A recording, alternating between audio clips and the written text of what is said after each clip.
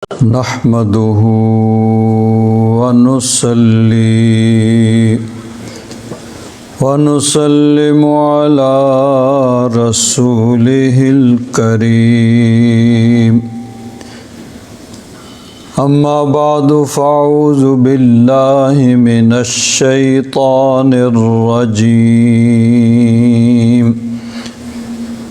بسم الله الرحمن الرحيم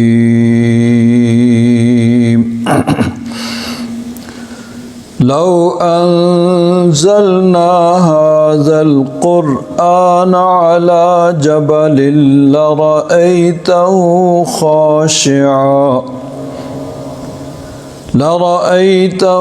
خاشعا متصدعا من خشية الله وتلك الأمثال نضربها للناس لعلهم يتفكرون. آمنت بالله صدق الله مولانا العظيم وبلغنا رسوله النبي الأمين الكريم ونحن على ذلك لمن الشاهدين والشاكرين والحمد لله رب العالمين. إن الله وملائكته يصلون على النبي يا أيها الذين آمنوا صلوا عليه وسلموا تسليما. اللهم صل على سيدنا ومولانا محمد وعلى آل سيدنا ومولانا محمد وبارك وسلم صلاة وسلاما عليك يا سيدي يا رسول الله وعلى آلك وأصحابك يا سيدي يا حبيب الله. بلغ العلا بكماله كشف الدجى بجماله حسنت جميع خصاله صلوا عليه وآله. يا صاحب الجمال ويا سيد البشر من وجهك المنير لقد نور القمر لا يمكن الثناء كما كان حقه بعد خدا بزرگ توئی قصہ مختصر. حضرات محترم،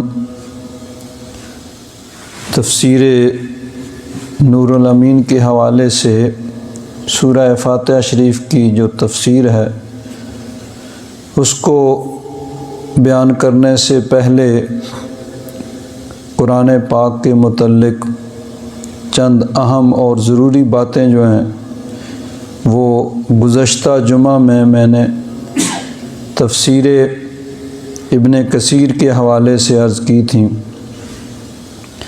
آج تفسیر قرطبی کے حوالے سے اسی موضوع پہ چند اہم باتیں آپ حضرات کے گوش گزار کروں گا.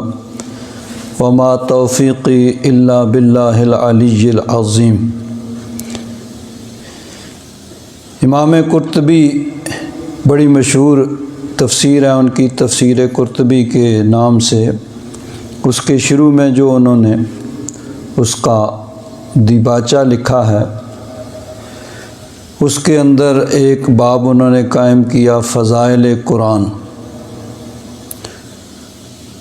اور اس میں فرماتے ہیں جان لو کہ یہ بہت بڑا وسیع موضوع ہے، اس میں علماء نے کثرت سے کتابیں لکھی ہیں، اور یعنی فضائل قرآن کے متعلق احادیث مبارکہ ہیں، قرآن پاک کی آیات ہیں، اور علماء نے اس پہ کام کیا ہے، کتابیں لکھی ہیں۔ فرماتے ہیں سب سے جو بنیادی بات ہے وہ یہ یاد رکھیں کہ قرآن پاک رب العالمین کا کلام ہے، اور کلام متکلم کی صفت ہوتا ہے، جو بول رہا ہوتا ہے اس کی صفت ہے کلام۔ اب یہ ایک بڑا دقیق اور لطیف موضوع ہے، مسئلہ ہے کہ قرآن پاک غیر مخلوق ہے۔ مخلوق جس کو اللہ تبارک و تعالیٰ نے پیدا کیا، ہم سب انسان مخلوق ہیں، انسانوں کے علاوہ فرشتے بھی مخلوق ہیں، اور حیوانات، نباتات، جمادات، یہ سب اللہ تعالیٰ کی مخلوق ہیں۔ لیکن قرآن پاک یہ اللہ کا کلام ہے، اور کلام متکلم کی صفت ہوتا ہے، جو کوئی بات کر رہا ہوتا ہے اس کی صفت ہوتی ہے۔ تو یہ اللہ تبارک و تعالیٰ کی صفت ہے۔ جس طرح رحیم ہونا اللہ تعالیٰ کی صفت ہے، اس کی صفت رحمت، اس کی صفت جباریت، صفت قہاریت، بے شمار اللہ تبارک و تعالیٰ کی صفتیں ہیں۔ اسی طرح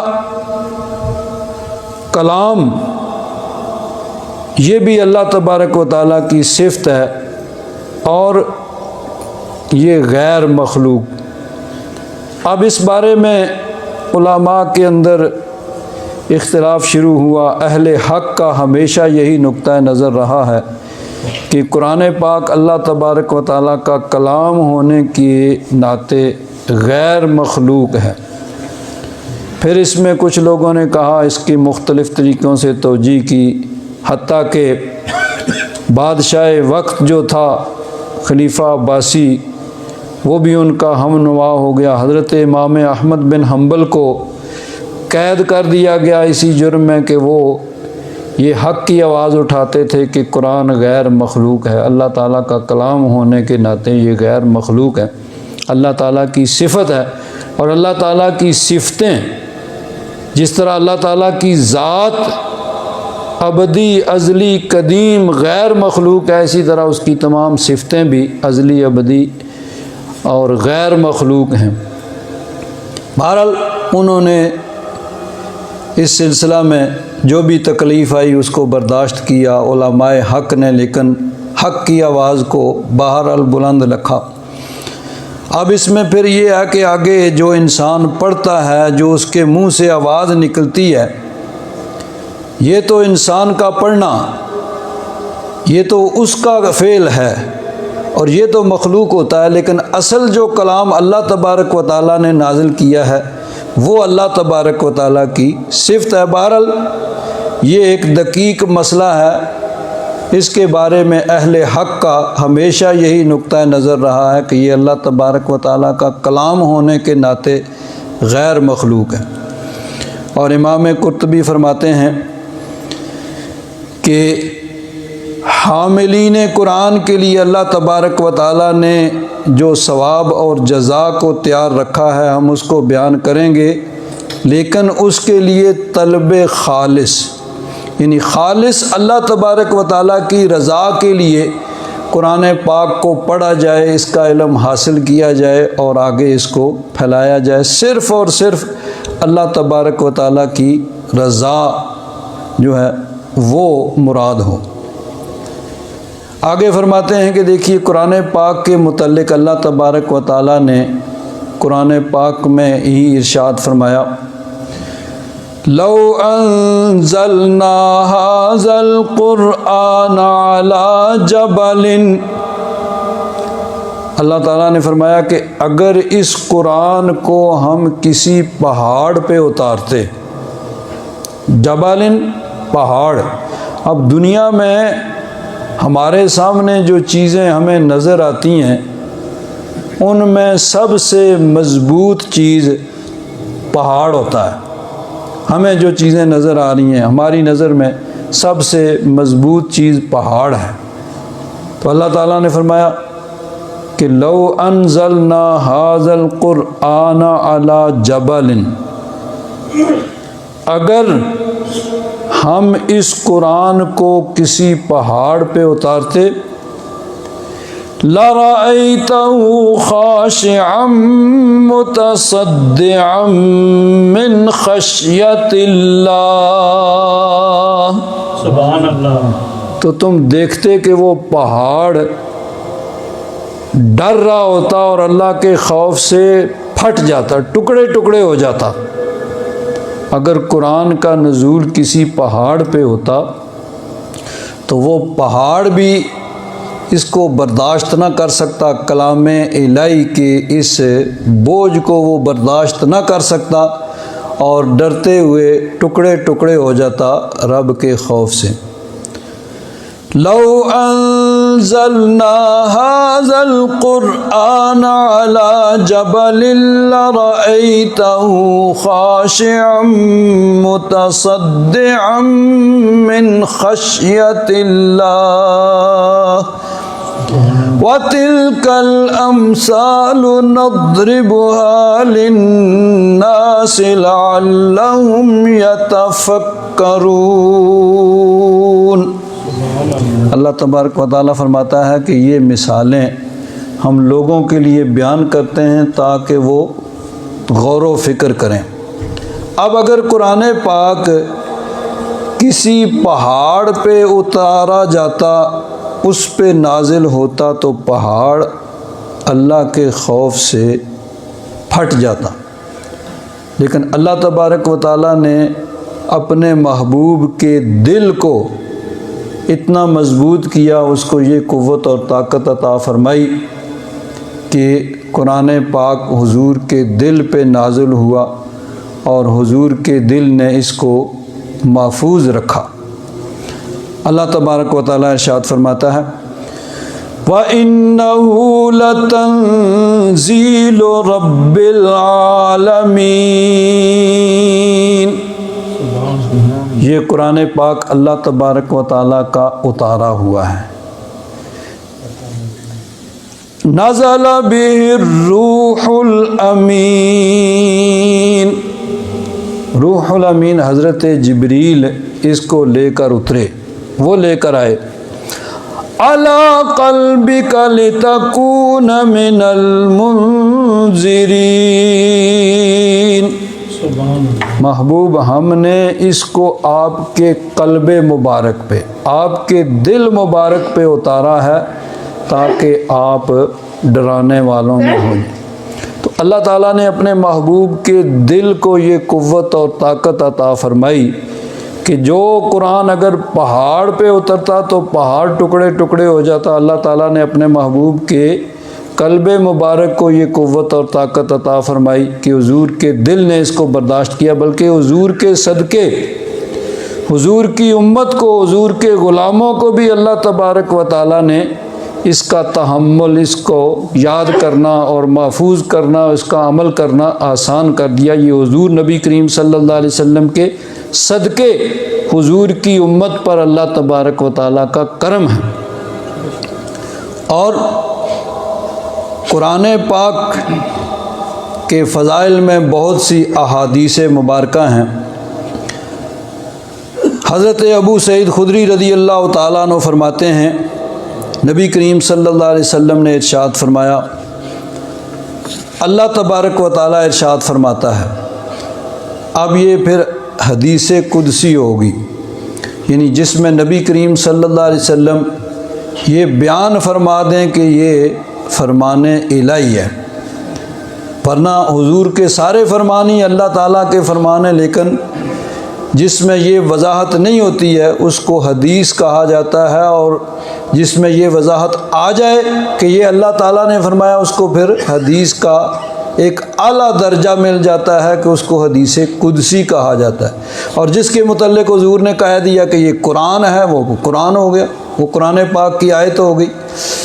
تو حضور فرماتے ہیں کہ اللہ تعالیٰ ارشاد فرماتا ہے، جس کو قرآن اور میرا ذکر مجھ سے سوال کرنے سے مشغول رکھتا ہے، یعنی وہ قرآن پاک پڑھتا رہتا ہے، اس میں تدبر کرتا ہے، غور و فکر کرتا ہے، اس کو سمجھنے سمجھانے میں لگا رہتا ہے، تو دعا کرنے کے بعد اس کو یعنی دعا کی بجائے وہ قرآن پاک میں مشغول رہتا ہے، پڑھتا ہے، پڑھاتا ہے، سمجھنے کی کوشش کرتا ہے، سمجھانے کی کوشش کرتا ہے، تو فرمایا مجھ سے سوال کرنے سے اس کو مشغول رکھا قرآن پاک نے۔ تو اللہ تعالیٰ ارشاد فرماتا ہے، میں اسے اس سے افضل دیتا ہوں جو مانگنے والوں کو دیتا ہوں۔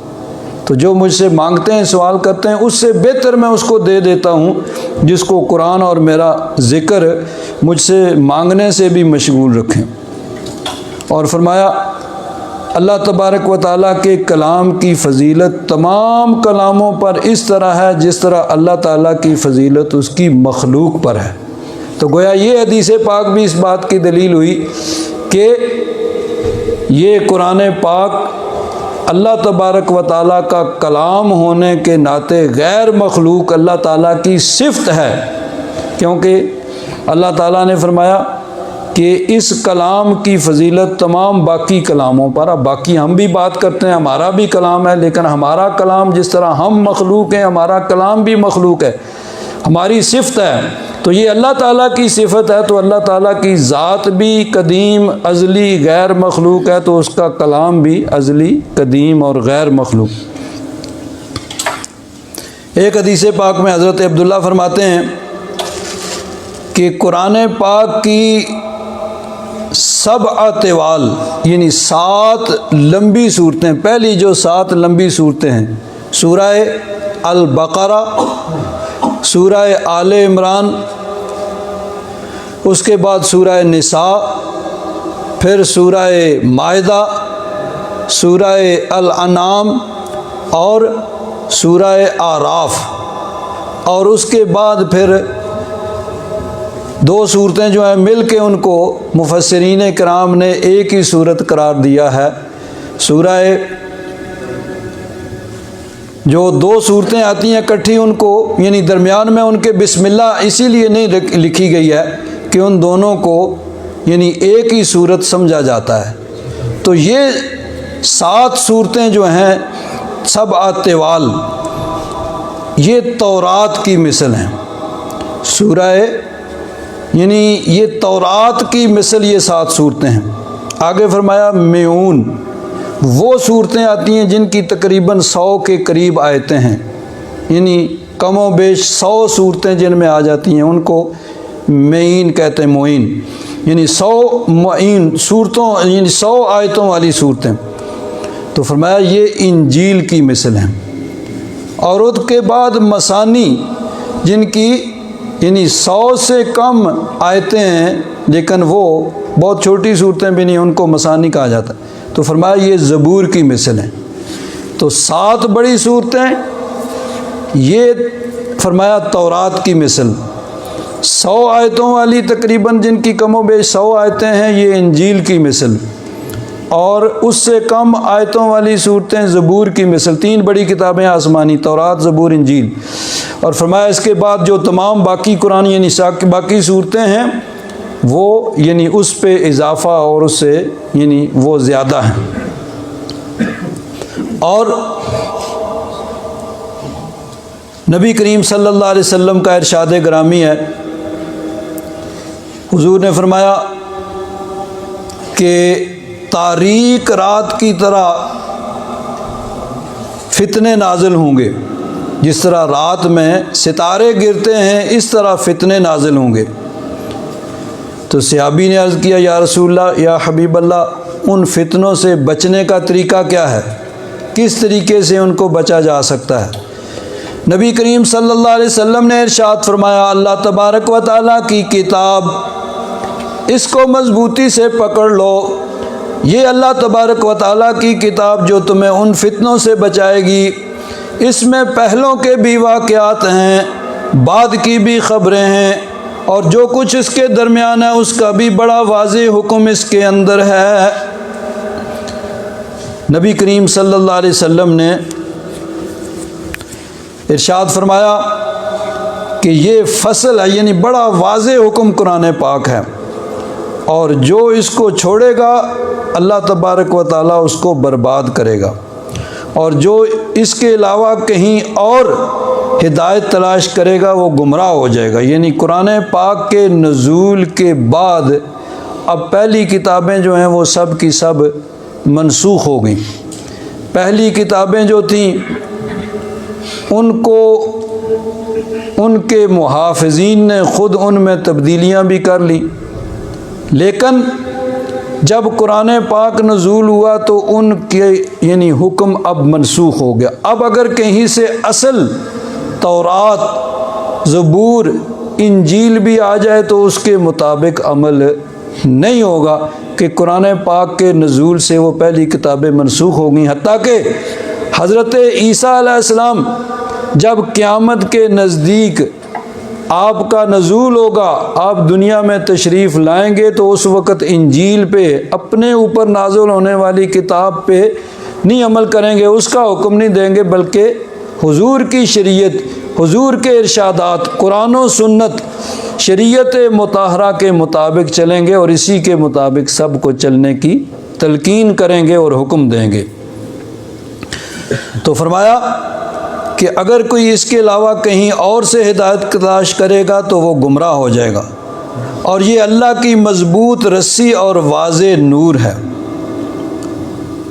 اور فرمایا یہ وہ کلام ہے جس کو جب جنوں نے سنا تو انہوں نے اس کا انکار نہیں کیا، بلکہ انہوں نے کہا کہ ہم نے عجیب قرآن سنا ہے۔ قرآن پاک کے اندر دو جگہ جنوں کا واقعہ آتا ہے، حضور نبی کریم صلی اللہ علیہ وسلم کی بارگاہ میں حاضری کا، اور یہ دو الگ الگ واقعات ہیں کہ وہ حضور کی بارگاہ میں حاضر ہوئے، حضور کا قرآن انہوں نے سنا اور وہ ایمان لے آئے۔ ایک سورہ احقاف میں اللہ تعالیٰ ارشاد فرماتا ہے وَإِذْ صَرَفْنَا إِلَيْكَ نَفَرًا مِّنَ الْجِنِّ يَسْتَمِعُونَ الْقُرْآنَ۔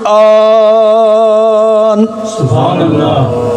حضور ایک سفر میں نخلا کے مقام پہ صحابہ اکرام کو صبح کی نماز پڑھا رہے ہیں، جنوں کا ایک گروہ ادھر سے گزرا، انہوں نے جب قرآن کو سنا تو انہوں نے آپس میں بات کی۔ اللہ تعالیٰ ارشاد فرماتا ہے وَإِذْ صَرَفْنَا إِلَيْكَ نَفَرًا مِّنَ الْجِنِّ يَسْتَمِعُونَ الْقُرْآنَ۔ اس وقت کو یاد کرو جب ہم نے آپ کی طرف پھیرا بھیجا ایک جنوں کا نفر، ایک گروہ، وہ قرآن کو غور سے انہوں نے سنا۔ فَلَمَّا حَضَرُوهُ قَالُوا أَنصِتُوا۔ وہاں حاضر ہو کے انہوں نے ایک دوسرے کو کہا بھائی خاموش ہو جاؤ، سنو۔ فَلَمَّا قُضِيَ وَلَّوْا إِلَىٰ قَوْمِهِمْ مُنذِرِينَ۔ سبحان اللہ۔ پھر سن کے وہ اپنی قوم کے پاس، یعنی وہاں وہ ایمان لے آئے اور پھر اپنی قوم کو جا کے انہوں نے تبلیغ کی۔ قالوا یا قومنا انا سمعنا کتابا انزل من بعد موسیٰ۔ انہوں نے اپنی قوم سے جا کے کہا کہ ہماری قوم، ہم نے ایک کتاب سنی ہے جو موسیٰ علیہ السلام کے بعد یعنی اب نازل ہوئی ہے، مصدقا لما بین یدیہ، یہ پہلی کتابوں کی تصدیق کرتی ہے، یہدی الی الحق و الی طریق مستقیم۔ فرمایا کہ انہوں نے اپنی قوم سے کہا کہ یہ حق کی طرف ہدایت دیتی ہے اور صراط مستقیم سیدھے رستے کی ہدایت دیتی ہے۔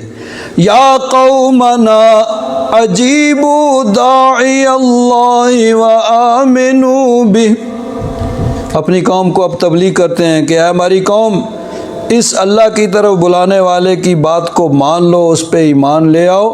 یغفر لکم من ذنوبکم وَيُجِرْكُم مِّنْ عَذَابٍ أَلِيمٍ، اللہ تبارک و تعالیٰ تمہارے گناہ معاف فرمائے گا اور تمہیں عذاب علیم سے بچائے گا۔ تو ایک تو یہ واقعہ ہے، اور دوسرا واقعہ جس کے متعلق پوری سورہ جن وہ نازل ہوئی کہ اللہ تبارک و تعالیٰ نے جنوں کا واقعہ بیان فرمایا کہ وہ حضور کی بارگاہ میں حاضر ہوئے۔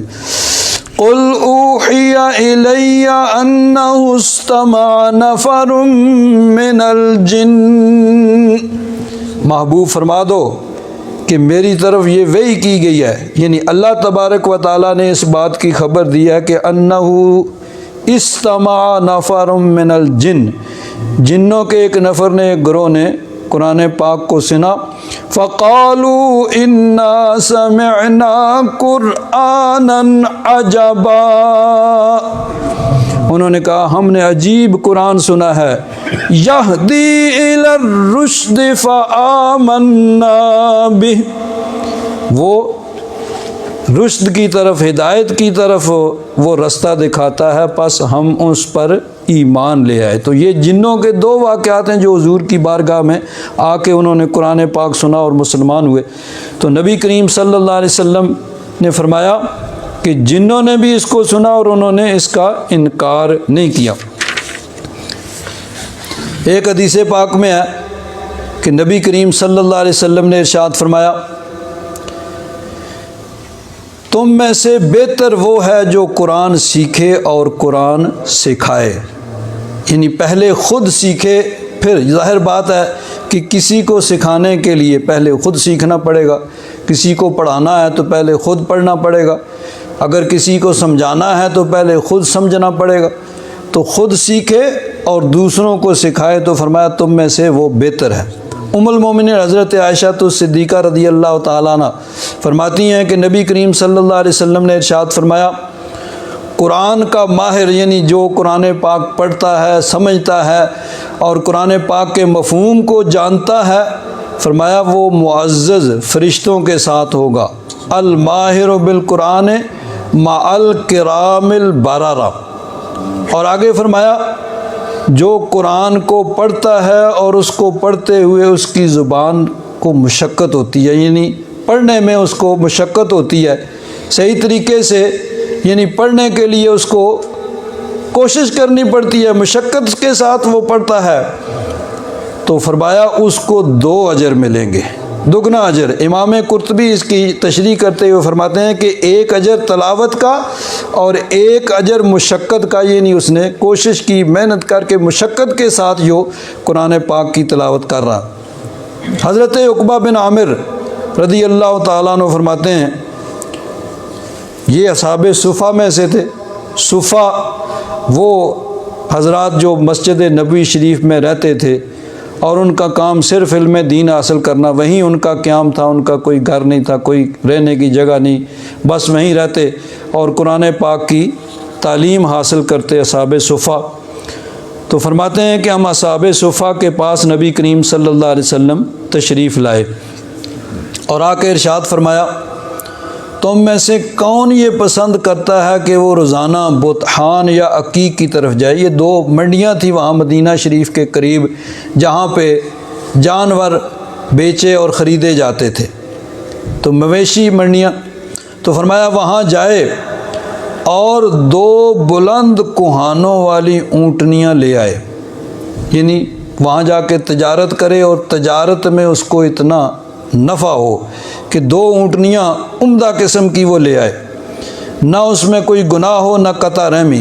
یعنی تجارت میں بعض اوقات یعنی جو شارٹ کٹ لوگ کرتے ہیں زیادہ نفع کے لیے، کہیں دھوکہ ہوتا ہے، فراڈ ہوتا ہے، جھوٹ ہوتا ہے، کسی کا حق مارنا ہوتا ہے، ظلم و زیادتی ہوتی ہے، تو فرمایا نہیں، کچھ بھی نہیں، نہ کسی پہ ظلم، نہ کسی پہ زیادتی، نہ کوئی جھوٹ، نہ کوئی فراڈ، صحیح طریقے سے تجارت کریں لیکن تھوڑے سے وقت میں اتنا زیادہ نفع ان کو حاصل ہو جائے۔ کون ایسے چاہتا ہے؟